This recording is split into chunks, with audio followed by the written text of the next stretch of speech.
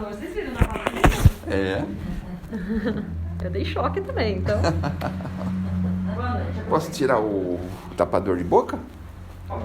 Posso? Pode. Eu não estou muito acostumado a falar com ele. Tem gente que fala normalmente. Eu fico meio sufocado. Muito boa noite, muito prazer em revê-los. Estamos de volta e vamos falar hoje sobre a misericórdia. E tem uma musiquinha que a gente lembra lá na evangelização infantil que diz assim: 7 vezes 7, 49, vezes 70 é toda vez. 7 vezes 7. Um segundo, que acho que tá sem som. 49 vezes 70 é toda vez. Tá desligado? Eu não sei. E agora? A luz verde está acesa? Não. Acho que a bateria já foi. Acabou a bateria. Poxa Não, vida. a gente carregou. Não, está carregado. É. Já era? Quer tentar? Pode tentar. Não tem Vocês problema. ouvem a gente agora falando na frente? Desculpa, gente. Ouve? Estão ouvindo? 1, 2, 3, testando. Pessoal do Instagram aí, É. se puder dar um joinha aí. Esperar que só você- Então é o 7 vezes 7, 49 vezes 70 é toda vez. Diga Jesus, diga por favor, quantas vezes devo perdoar ao meu irmão? Diga Jesus, diga por favor, quantas vezes devo perdoar ao meu irmão? E aí a gente começava com essa pequena música. Ninguém imaginou que iam receber um cantor aqui hoje. Na verdade, eu tenho que esconder os meus dotes, porque o Roberto Carlos já me telefonou e falou que se eu começar a cantar, ele vai me processar, porque vai atrapalhar a vida dele, né? Então, a gente não canta muito, só um pedacinho, vocês não espalhem para ninguém que eu cantei aqui, tá bom? Porque senão posso ter problema com ele, certo? Bom, e essa lição eu nem podia imaginar que depois eu ia usar para matemática, porque agora está dando aulinho de reforcinho de matemática na comunidade, e a gente está usando essa música também para ver se eles conseguem pegar um pouquinho da tabuada, aquela coisa toda, não é? Mas o cerne da música é justamente o foco, o perdão, porque a misericórdia está associada ao perdão. E aí vem o grande problema: como que a gente consegue perdoar? Porque tem coisas que parecem intransponíveis. Já repararam como nós vivemos, às vezes, momentos tão assim difíceis, situações que parece que a gente não consegue. Tem que ter uma força muito grande, tem que ter um jeito de ser muito diferente para que a gente possa perdoar como se deve. E aí a gente vai percebendo que o perdão, assim como a misericórdia, todos os benefícios que nós podemos ter e ser, nós precisamos construir, e o perdão também precisa ser construído em nós. Nós precisamos construir esse sentimento em nós. E aí eu já dou uma dica para vocês começarem com o perdão das coisinhas menores. Então a gente vai perdoando, assim, por exemplo, em casa, com o irmão, por exemplo, quando ele usa a sua camiseta, o seu tênis, né, alguma roupa sua, aí você vai exercitando o perdão assim, já começa assim, não é? Se é o casal, né, a gente vai exercitando o perdão, muitas vezes naquela condição um pouquinho mais difícil, aquela coisa que aconteceu, a gente vai exercitando o perdão desta forma, num processo de construção, porque do contrário, a gente começa a perder qualidade de vida. Olha, Jesus falou isso há 2000 anos, e quando a gente quer levar as coisas a ferro e fogo, a gente perde qualidade de vida. Não sei se vocês podem concordar com isso, mas é assim, você começa a encontrar o defeito nas pessoas, você não aceita, não suporta, não aguenta conviver, você desta forma vai se isolando, vai se afastando e vai criando toda uma circunstância ao seu redor. E isso faz com que a gente realmente fique numa condição muito desagradável. É importante nós pensarmos que aqui na Terra, todos nós que aqui estamos, somos espíritos devedores, ou seja, espíritos que têm problemas, compromissos, dificuldades, nós temos ainda muito que aprender. Nós estamos aqui numa espécie de laboratório para que a gente possa encontrar uma boa solução para as nossas necessidades, especialmente as nossas necessidades morais. E é isso que nós vamos devagarzinho aprendendo, e o que nós aprendemos já há 2000 anos, nós precisamos começar a colocar em prática. Vejam que a temática do perdão foi incansavelmente lembrada pelo Cristo. A própria oração dominical, que é o Pai Nosso, o Cristo levanta essa questão. Se não fosse importante, ele não teria falado na oração dominical. Então ele fala, o pão nosso de cada dia, ou seja, o pão do corpo, a sustentação do corpo, que é uma coisa de suma importância. Mas aí ele fala, perdoa assim como nós perdoamos. Ele ensina como que nós podemos fazer.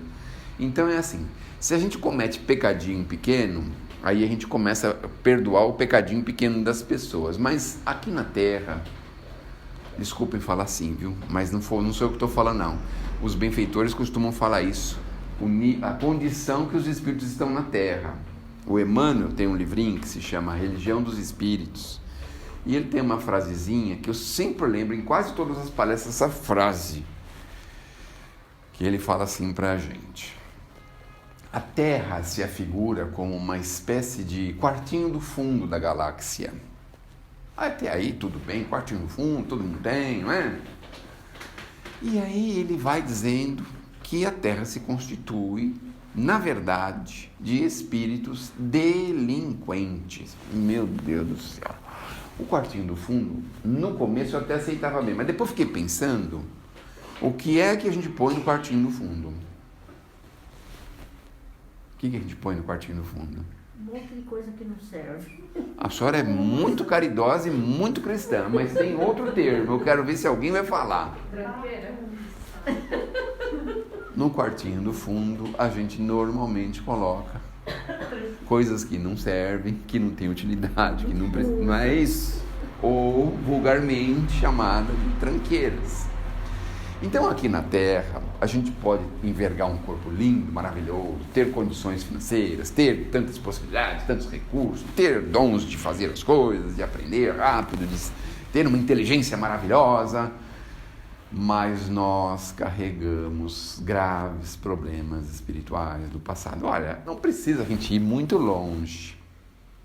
A gente olha mesmo nossa vidinha, aí você pega e faz assim, olha para trás, assim, 20, 30, 40, 50 anos, aí você vai relacionando as mancadas que você deu, os erros que você cometeu, as coisas que você não devia ter feito.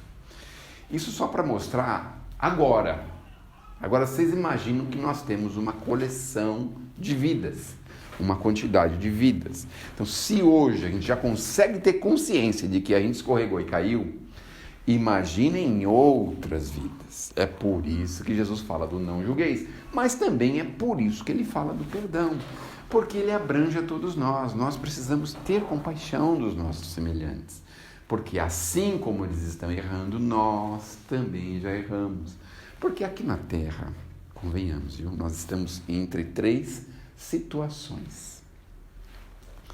Ou nós já erramos muito, ou nós estamos errando, ou nós vamos errar.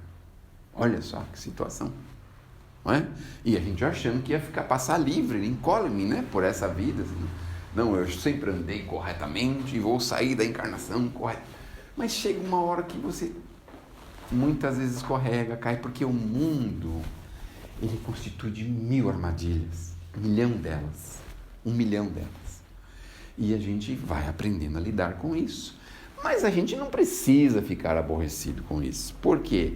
Não existe, por assim dizer, o bem ou o mal. Existe a experiência do erro. É isso que é o mais importante. Porque nós vamos ganhando experiência e vamos com isso amadurecendo, crescendo, se desenvolvendo. Olha que coisa legal. Então vejam que tudo tem uma espécie de previsão, até os nossos erros. O nosso Pai sabe que nós vamos errar. Olha que coisa, mas eu estou errando, Senhor, não me castiga. Mas como é que eu vou te castigar se eu sabia que você ia errar? Não posso, né? Ele não vai nos castigar como a gente imaginou que, meu Deus do céu, é agora. Esqueci a torneira ligada. Hoje em dia, esquecer a torneira ligada é um pecadão, né? Então, eu lá em casa estou perdoando sempre, minha cunhada especial, os meus filhos, né? Então, eu estou exercitando perdão, né? A luz ligada, a torneira, essas coisas, né? Mas, enfim, era previsível que isso acontecesse. Não era previsível? Veja, eu dei o exemplo lá de casa, mas assim, você tem uma criança pequena em casa, não é previsível que ela quebre alguma coisa da casa? É previsível, não é? Tropeçou no tapete, derrubou, caiu em cima da mesinha de centro. Quebrou o vidro da mesa de centro. É previsível que a criança faça algumas traquinices, faça alguma coisa que crie problemas. E nós estamos nessas condições. Nós, obviamente, temos uma previsão de escorregarmos, de cairmos, de errarmos, não é? E com isso nos amadurecermos, porque ninguém gosta de bater a cara na parede, não é mesmo? Então, quando a gente bate a cara na parede, a gente já começa a evitar e já pelo menos põe a mão na frente, assim, da próxima vez a gente não vai com a cara, a gente põe a mão na frente para segurar, não é? Quando a gente cai também. Quando o bebezinho cai, aí o bebezinho cai, pluk, o que acontece? O cabeção dele puxa ele para trás, aí ele cai com a cabeça e bate o cabeção. Toda vez que um bebê cai, ele bate a cabeça, porque a cabeça é mais pesada e tudo. Mas aí, devagarzinho, ele vai aprendendo a segurar a cabeça para não bater a cabeça, porque dói. Então, nós vamos devagarzinho aprendendo a segurar a cabeça, porque dói. E isso vai nos dando maturidade. Então, o espírito amadurecido, assim, diríamos assim, numa condição favorável, um amadurecimento positivo, é óbvio que ele vai saber que vão acontecer coisas intercorrentes. Então, no trânsito, por exemplo, quando nós temos alguém que dirige há muito tempo, ele já está sabendo que ele vai sair na rua, vai acontecer de um ou outro lá fazer alguma coisa que está errado no trânsito. A gente que é pai, que é mãe, sabe que os nossos filhos menores vão escorregar, vão cair. Então, é por esse aspecto que nós precisamos pensar na desculpa, no perdão, na misericórdia, na compaixão de uns para com os outros. Por quê? Ele errou agora, mas poderia ter sido eu, não é mesmo? E se eu estivesse no lugar dele? Teria feito a mesma coisa? Ou não? Não teria feito a mesma coisa nessa situação, mas e em outros milhares delas.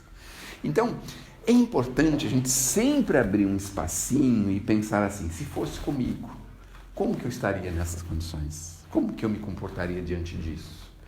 E se fosse eu que tivesse errado, será que eu não gostaria de receber compaixão e misericórdia? Olha aí também uma outra reflexão para a gente pensar, não é?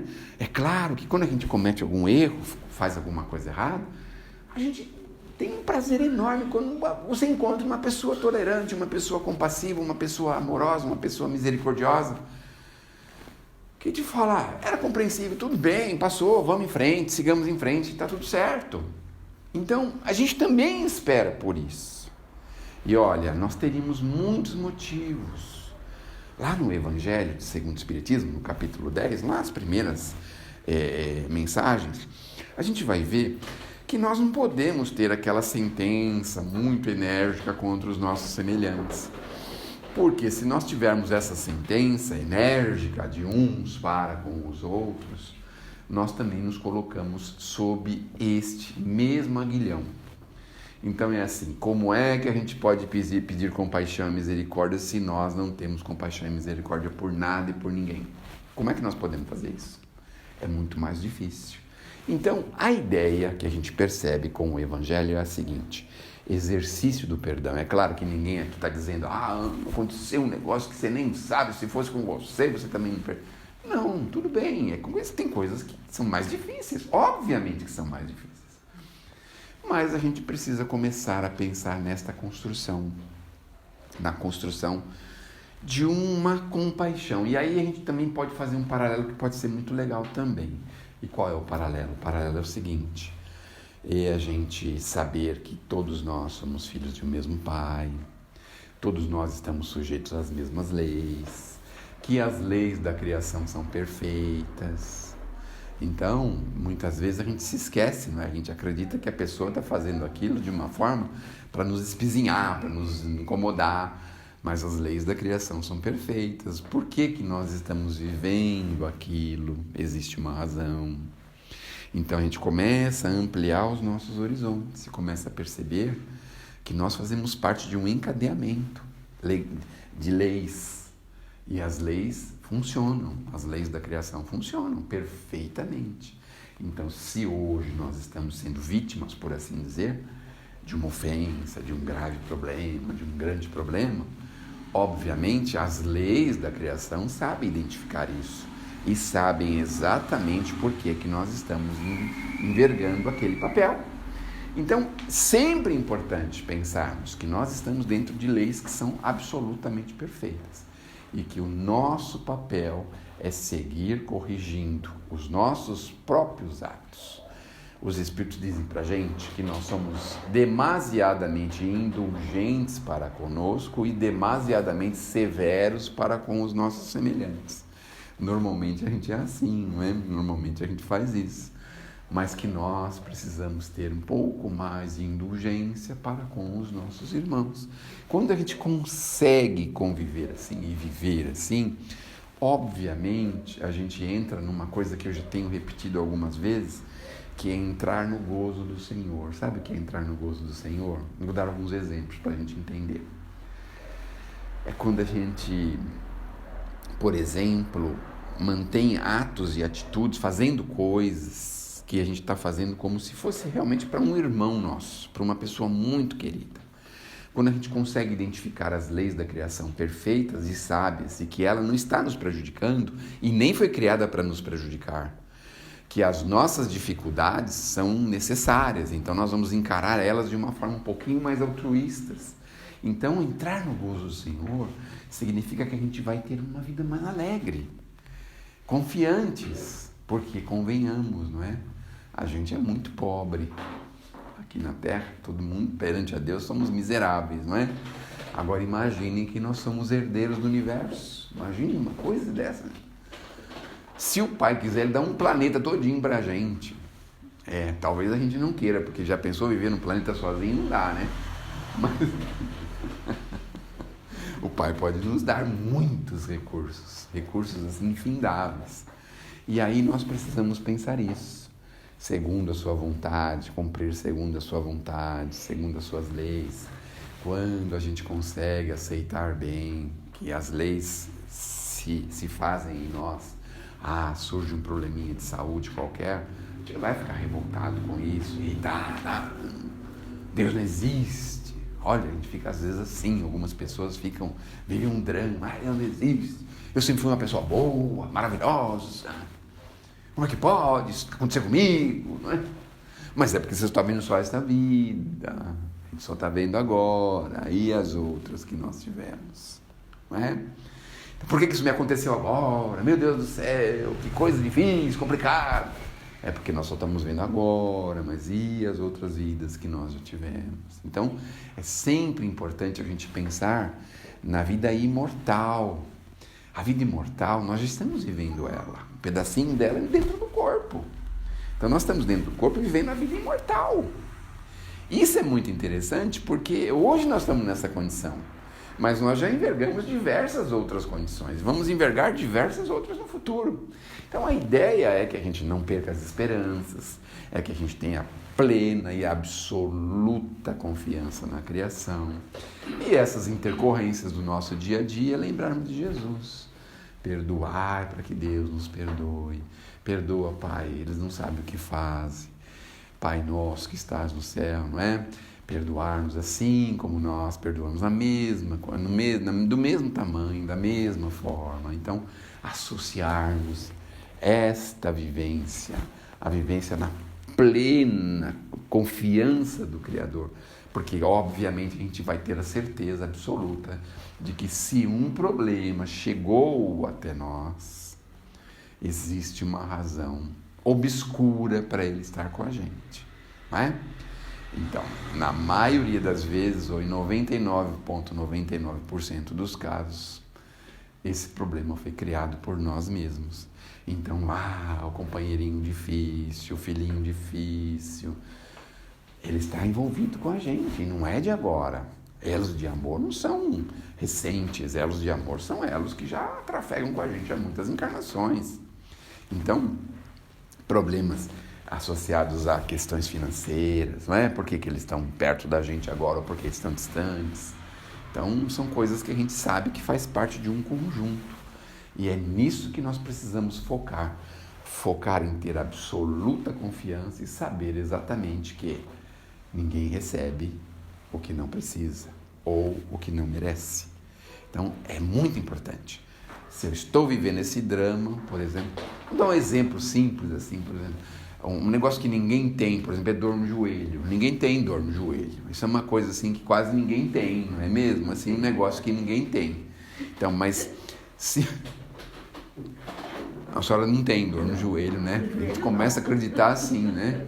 A gente começa a acreditar que dor no joelho ninguém tem. A gente vai entender, não é? Que existe uma razão para a gente ter a dor no joelho, não é? Se a gente tem um problema cardíaco respiratório, existe uma razão para a gente ter um problema cardíaco respiratório. Porque a maioria das pessoas não tem, a gente tem, pelo amor de Deus. Por que será? Onde nós erramos, não é? É porque as leis são absolutamente perfeitas. Ah, aquele bonitão que não quis casar com a gente, ou aquela bonitona que não quis casar com a gente. Vou dar um conselho para vocês. Daqui a 20, 30 anos, vocês vão dar graças a Deus que ele não casou ela, viu? Porque eles vão estar numa condição que a gente nem imagina. Então nós fomos livres. Tivemos um livramento disso, né? Graças a Deus, um livramento, não é? E aí foi naquela época lá que a gente imaginava. Então isso significa o quê? Que nós fazemos parte de um conjunto de coisas, né? Veja, nós estamos dentro de um conjunto de coisas.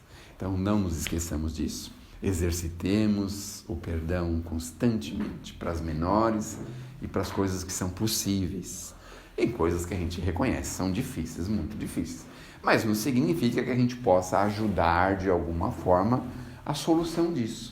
Então, se é alguma coisa que não tem solução, já está solucionado, não tem como fazer mais nada.